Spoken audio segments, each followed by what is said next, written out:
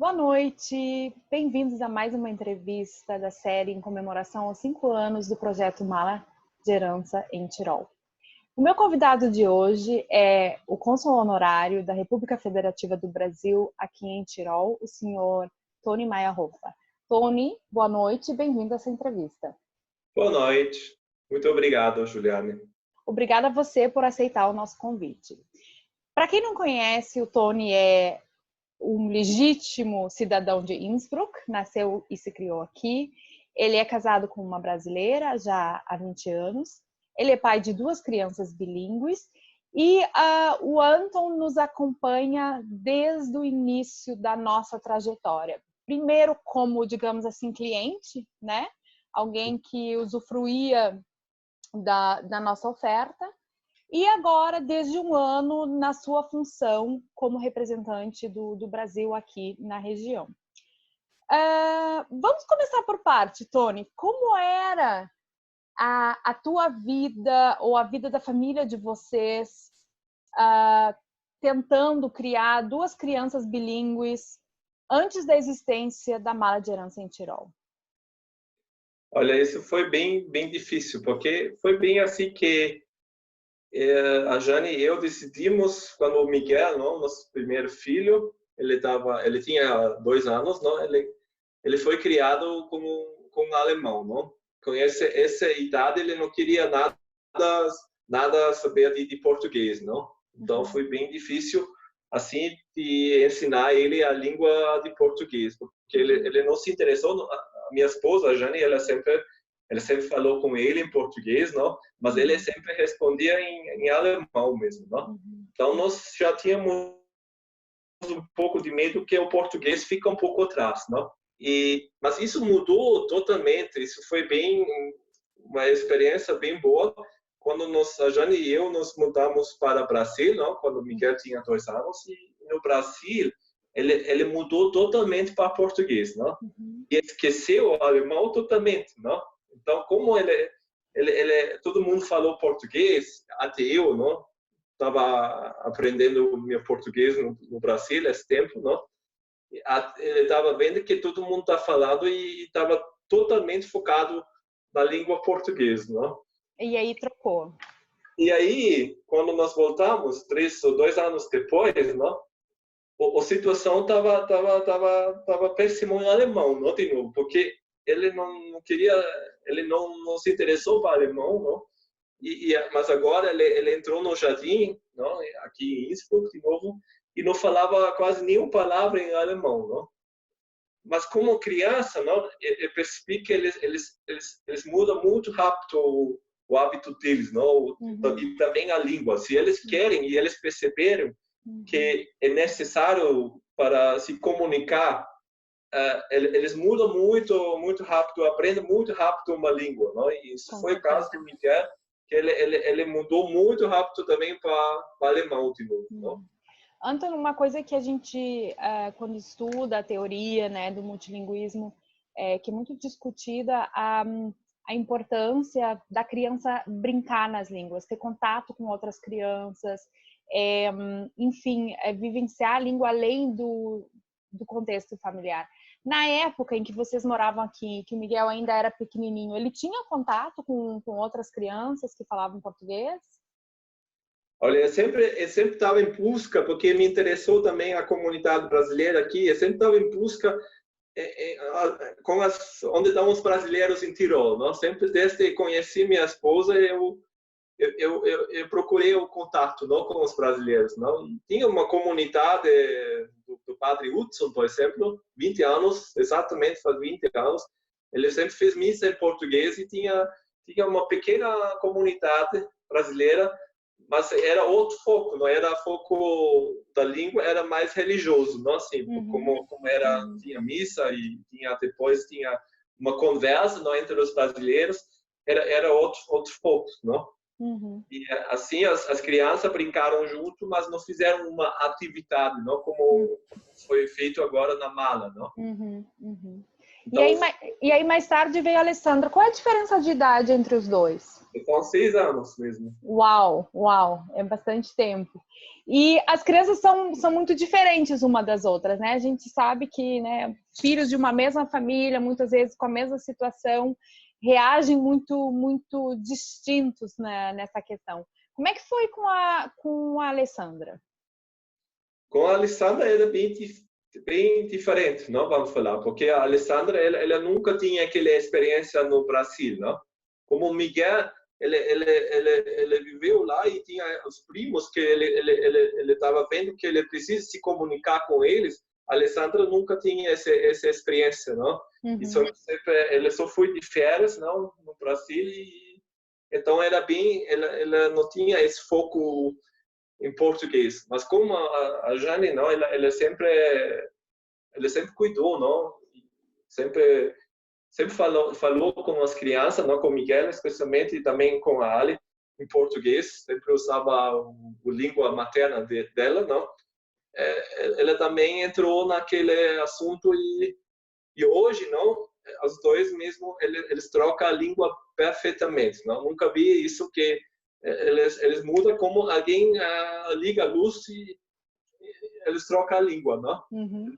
Eles mudam para alemão como em português, não? Sem dificuldade para achar um palavra mesmo, não? Uhum. Em 2015, quando a Alessandra acho que a Alessandra tinha 4 anos na época, nós começamos nossas atividades, né? E vocês são uma das famílias que nos acompanham desde o início das nossas atividades. Vocês notam alguma diferença nos hábitos linguísticos das crianças desde então? E o que você atribui a essa mudança, se ela existe? Sim, a mudança é muito grande, não? Mesmo não só a mudança oral, não, de falar, mas também a mudança escrita, não? Porque eu também notei com o Miguel, não? Ele também participou naquele programa, não? Na mala, não? E também começou a escrever, não? As crianças, eles não só falam, eles também escrevem, não? Isso, eu estava vendo que o Miguel, ele nunca escreveu nenhuma palavra, não, de português. Como ele precisava de escrever, não? Algumas palavras, ele estava totalmente, ele não tinha jeito para escrever. Também aconteceu comigo também, mesma coisa, não? Então eu posso ver que os meus filhos também passaram dessa situação. E a Alessandra estava com a mesma situação que ela sabia como talvez pronunciar uma palavra, falar uma frase, mas ela não sabia como escrever, não? Uhum, então uhum. eu acho que isso foi muito importante, isso mesmo do projeto mesmo, que as pessoas, as crianças aprendem também não só falar, talvez eles têm isso na cabeça, não? Porque bem por fundo, toda criança tem um pouco a língua materna, não? Porque acho que toda família não tem um pouco de hábito de falar a língua da mãe, não? E acho que a maioria das mães, não, brasileiras, eles também falam com as crianças, não, na língua materna, não? Mas o escrito mesmo, não, para saber um pouco como escrever, isso acho que isso falta muito, não, aqui. Sim. Não? Então, e eu acho que esse projeto foi excelente também para isso, também para ajudar na conversação mesmo, porque vocês fazem muito conversação, não? Eu estava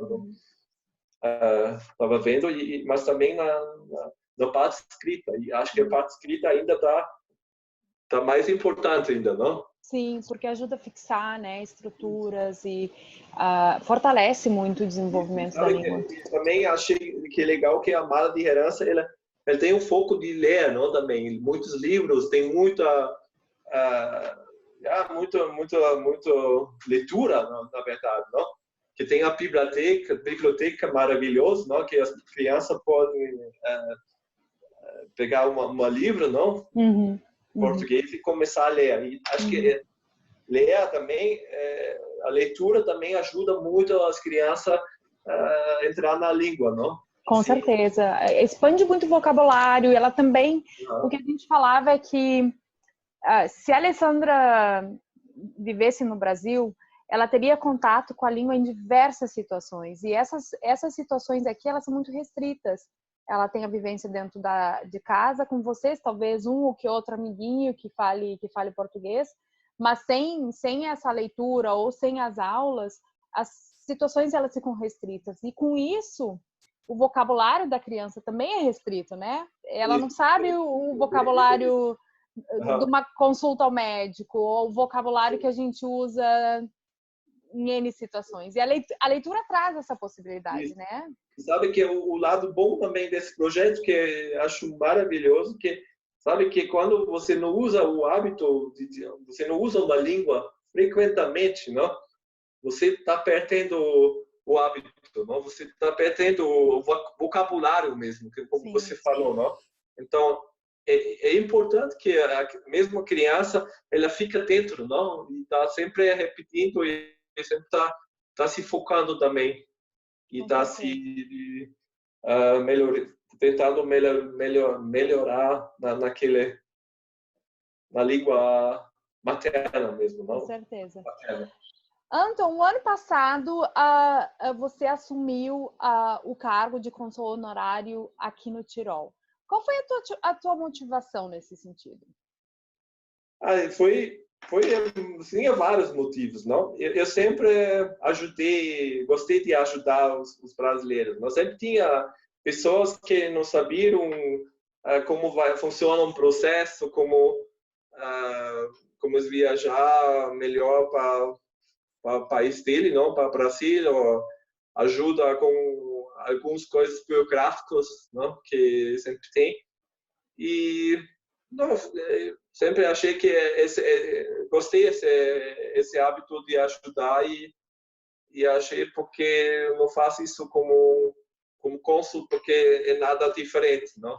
Esse foi o primeiro motivo, não? E não, então achei que eu já conheço muito pessoas de Tirol, não? Muitos brasileiros que moram aqui, não? Porque sempre me busquei também o contato e procurei o contato, não? Então achei que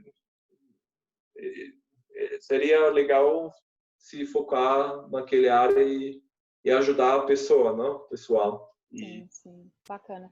Com essa época agora, eu estava vendo que mesmo não tinha muito, vamos falar, não tinha muito necessidade da comunidade mesmo, mas agora tinha muito turista, por exemplo, aqui, que estava perdendo aqui em Tirol. Estava mesmo preso, que não sabia mais como... Em função da quarentena.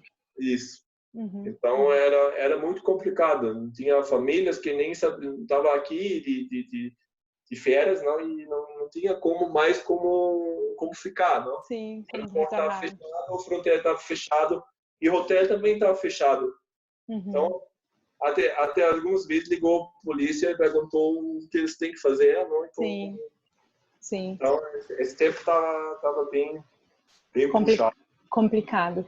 Anton, quando nós iniciamos em 2015, recém assumi aqui o consulado o Wolfgang Kaiser-Doppler. E anteriormente havia um consulado honorário aqui, mas não era muito ativo, né? Na verdade, acho que até hoje, eu não sei se alguma pessoa chegou a conhecer esse cônsul da época. Pelo menos, eu moro aqui já há 15 anos, eu nunca tive contato com essa pessoa.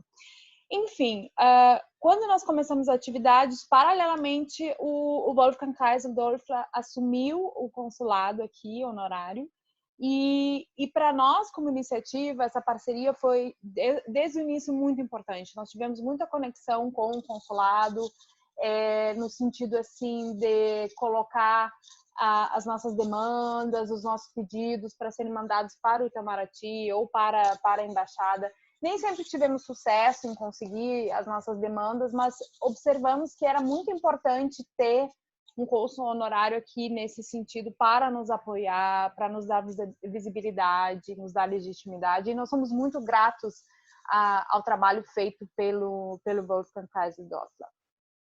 Na época, era uma época muito boa de representar o Brasil, né, Tony? O Brasil, assim, tinha uma imagem muito positiva, nas mídias. Na época, o Brasil era a sexta economia do mundo, estou falando em 2015. Havia muito interesse por parte, inclusive, de austríacos aqui no Brasil, na nossa cultura, na língua. E isso faz algo com os brasileiros que aqui moram, né? A gente sente orgulho da nossa terra, especialmente quando as coisas vão bem, quando o Brasil é bem visto.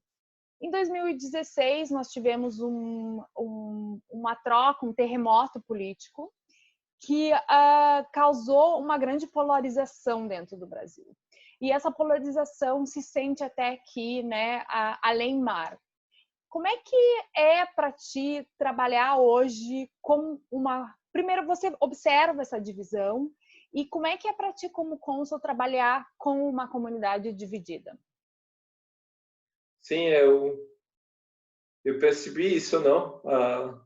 A grande divisão, não? E também estou vendo que no Brasil também é um grande buraco, não, entre os dois lados, não? E eu acho que é a mesma coisa aqui como no Brasil, não? Que é difícil reunir os dois lados, não? Então a minha meta sempre eu deixo tudo fora, tudo político eu deixo fora da minha vida assim de cônsul, não? Eu sempre tenta de ficar bem igual, não? Para os dois lados, não? Para não falar que eu favorar um ou outro, não? E acho que isso é muito importante naquela função, não? Por isso nunca você vai nunca achar um postagem político na site do Facebook, por exemplo, não? Tenta de evitar para não botar mais fogo na lenha, mais lenha no fogo, não? Como não sei como falar isso no português, sabe? Então eu acho que isso é importante, que se fica um pouco fora. E tem minha opinião privada, não politicamente. Sim. Na minha opinião, eu achei que a mudança foi grande, não foi muito bom para o Brasil, que todos estamos vendo isso, não agora. Sim, com certeza. Mas eu sou muito otimista, às vezes otimista demais, não? Eu gosto o livro do Stefan Zweig, não? Que é um austríaco, que falou o Brasil é o país do futuro. E até hoje, eu tenho isso na cabeça. Isso foi gravado e eu tenho muita esperança ainda que esse país vai ser esse futuro, vai ter esse futuro que o Stefan Zweig está escrevendo no livro dele, não? Que assim seja, que assim seja. Anton, como é representar o Brasil nesse momento tão crítico, tão difícil, né? O Brasil está todos os dias nas notícias aqui, também retratado de forma muito negativa.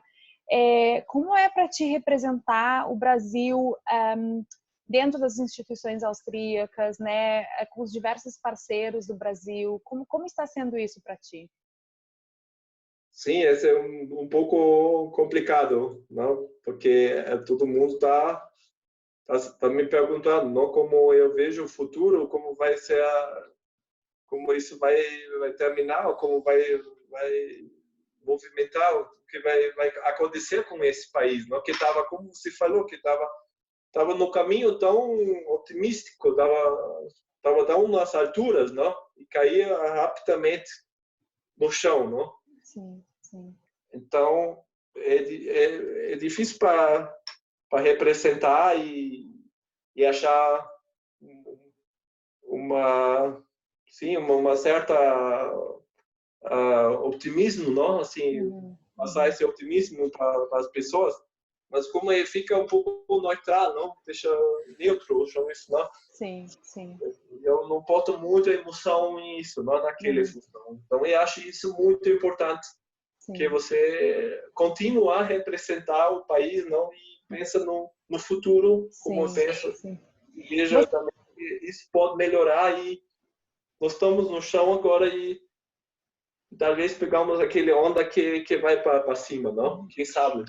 Eu penso muito,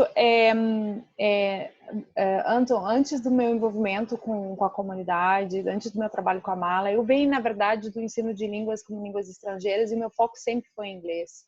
a vida inteira trabalhei com inglês e caí nesse universo de línguas de herança por acaso, nunca foi planejado, mas o que eu vi em projetos dessa natureza é justamente a possibilidade de educar crianças e jovens e prepará-los com a esperança de que um dia eles passem pelo menos uma longa temporada no Brasil e levem conhecimentos, levem, enfim, expertises que o país precisa. E, né, eles tendo já esse grande grau de identificação e tendo um excelente nível na língua, eu acho que poderia ser assim uma coisa fenomenal, tanto para as crianças e os jovens que, né, futuramente adultos profissionais, ter essa experiência de estar no país da mãe ou do pai, mas também para o Brasil em si. Eu aposto muito nisso e é uma coisa que ainda me faz, né, continuar com esse trabalho. Estamos completando 5 anos.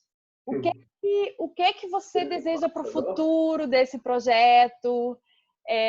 O que você espera? Com o que você pode contribuir como cônsul na sua função? Sim, não vejo que é muito importante, não? E o que desejo que mais pessoas fiquem mais ativas, não? Assim, que as pessoas se envolvem também, não? No projeto, não? Então, e acho que é importante que achar um assunto porque todo mundo também acha interessante para participar, não? Também. Uhum. Não? Uhum. Anton, falando nisso, uma pergunta para ti, como a parte austríaca da família e também a parte masculina. A Malha de Herança, em geral, é um projeto que ele é iniciado, ele é carregado principalmente por mulheres, principalmente. O que é que, na tua opinião, a gente precisa fazer para incluir, para motivar os homens a se sentirem mais responsáveis por esse projeto também? Na tua perspectiva de homem, de pai, também de cônsul.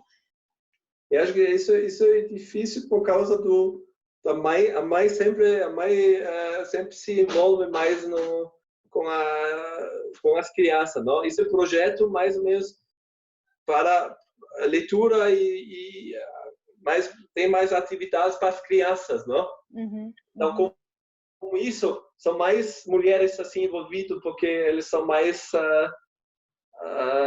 dentro desse assunto de criar criança, não? uhum. Então, acho que por isso tem mais mulheres agora naquele projeto. E também acho que existe mais mulheres brasileiras aqui que homens, não?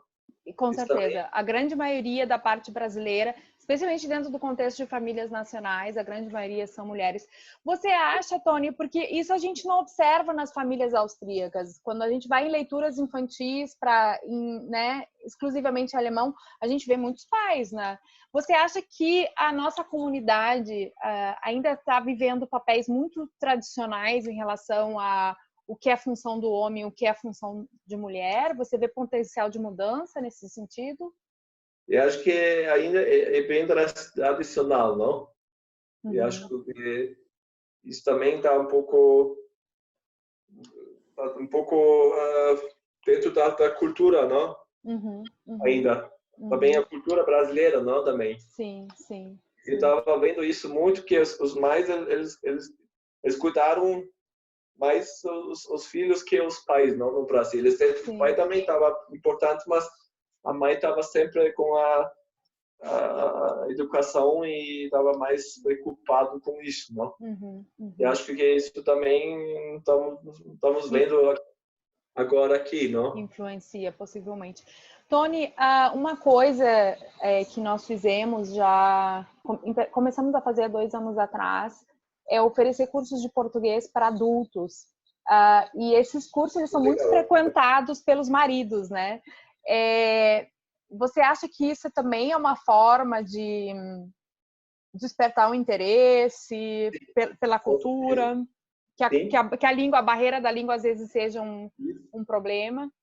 Eu também acho, sim. E eu acho que esses cursos são muito importantes também, não? Porque eu acho que os homens, eles querem, não? Os maridos, eles querem se envolver, não? Mas eles têm um pouco medo de se envolver por causa também da barreira da língua, não? E acho que com esses cursos é um bom jeito de também chamar os maridos, não? Os pais das crianças para participar naqueles eventos, não? Com certeza.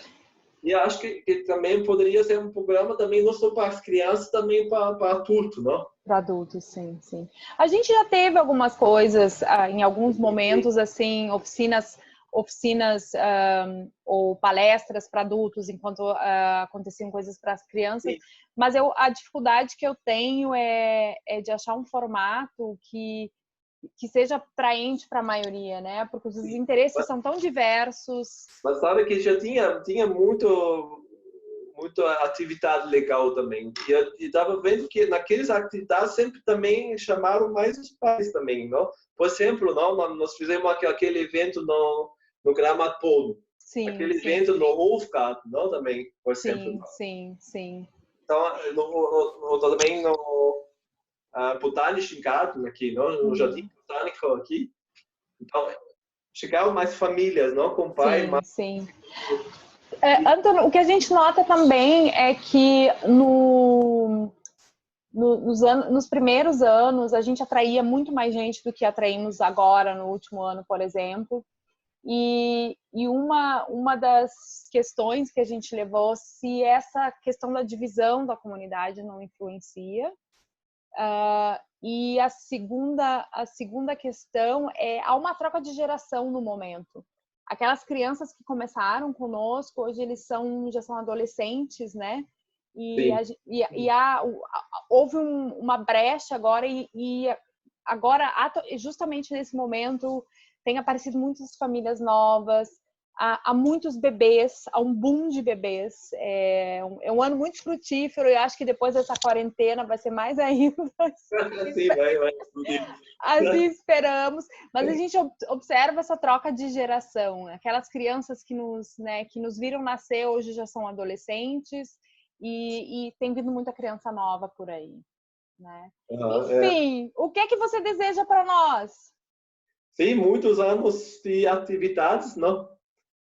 E que o programa sempre continua e sempre atrair mais ou chama mais pessoas, não, para participar e também para contribuir, não? Escutem o cônsul, palavras do cônsul. Querido Antônio, muito obrigada por essa entrevista, obrigada pelo teu tempo, obrigada por fazer parte da nossa história e sigamos juntos. Viva nós! Isso. Boa noite.